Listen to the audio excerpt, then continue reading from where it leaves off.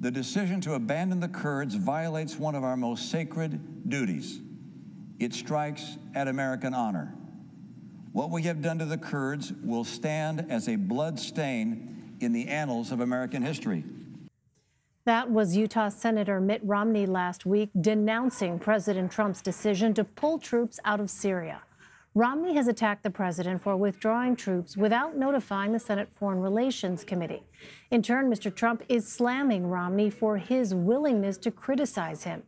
In a new article for The Atlantic, McKay Coppins says Romney is liberated for his willingness to criticize President Trump.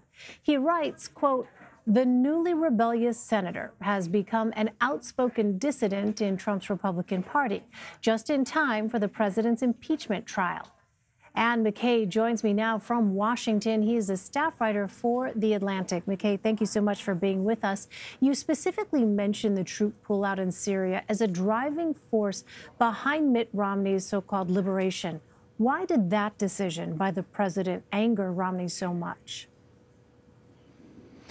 You know, Mitt Romney has always been skeptical of Donald Trump's approach to foreign policy. In this respect, at least, Romney is a very traditional Republican. He believes alliances that we build are very important to the long-term security of both America and the world order. And he feels, I think, that the foreign policy has been executed in a reckless way, especially in Syria and especially with this latest move. But, you know, he told me that he doesn't understand the logic. One thing he said to me was that it would be one thing if President Trump was genuinely trying to perform or act as an isolationist president and was pulling all 60,000 U.S. troops out of the Middle East. But this relatively minor move after a phone call with the president of Turkey has kind of raised alarm bells for him. And he actually told me he wants to see the transcript of the phone call between President Erdogan of Turkey and President Trump. He thinks that the country needs to know more about what led to this decision. Well, you write that Romney is taking the prospect of a Senate impeachment trial seriously. How so? And do you get the sense that Romney would vote to remove the president?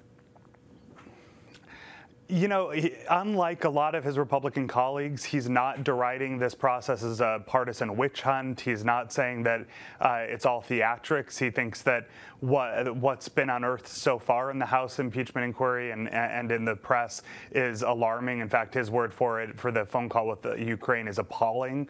And what he told me was that he is taking seriously the prospect of impeachment. He's keeping an open mind. He told me he's brushing up on parliamentary procedure and reading the Federalist Papers as he tries to determine what should constitute an impeachable act. But he did say that if the evidence is there in the Senate trial, then he is open to voting to throw Trump out of office. Well, I know, McKay, you have covered Mitt Romney for 9 years. And in March of 2018, you wrote a piece entitled, "Mitt Romney is not joining the resistance." You wrote that as a Senate candidate in Utah, Romney's hawkish views on immigration provided a reminder that his opposition to President Trump is rooted in his conservatism.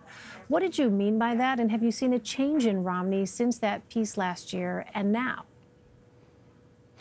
You know, what I wrote at the time, and I still think this is true, is that people who are hoping that Mitt Romney will emerge as a kind of champion of the liberal resistance, in that he will be opposing Trump's more conventional Republican policies, voting against the judges or the cabinet appointees that Trump has, are going to be disappointed. Mitt Romney is still conservative. He's still a Republican.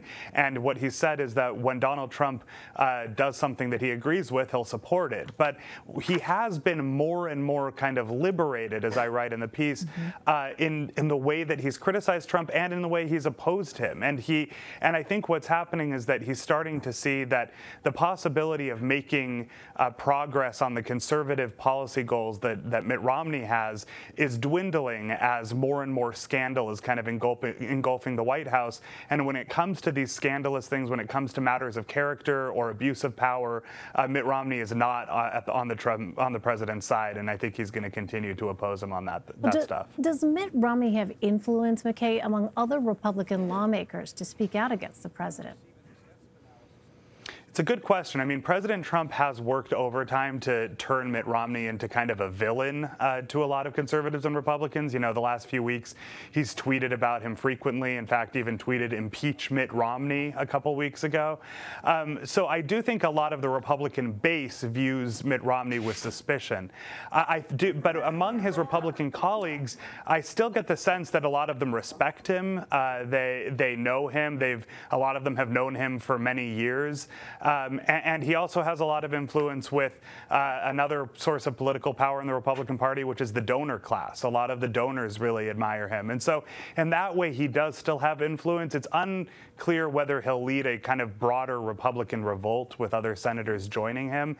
But he does seem kind of unleashed and unrestrained by the political calculations other Republicans on Capitol Hill are feeling right now. McKay, when you look at Romney's record, he has still voted with the president 80% of the time. So how should we understand, some of this very public criticism with what his actual record shows, and that is a position that falls in line with the president's policy?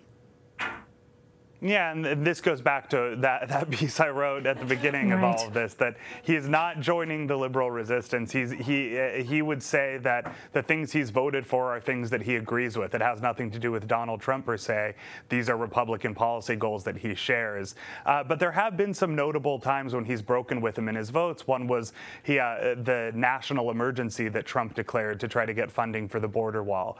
That was one of a number of times that Mitt Romney has used his actual voting power to oppose him. Of course, the biggest question going forward is going to be how he votes if and when there is a Senate impeachment trial. And we don't know yet, but he'll be getting a lot of pressure and a lot of scrutiny from all directions in the coming months. Right, that is the open question. All right, McKay, before we let you go, you got the confirmation the Twitterverse was seeking. Do please tell us about Pierre Delecto.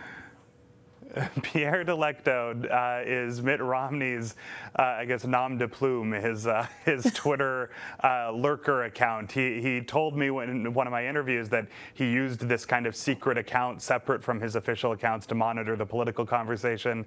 Ashley Feinberg at Slate tracked down that Twitter account, and I talked to Mitt Romney last night and asked him if it was his, and he responded in French. He said "c'est moi," which was a confirmation.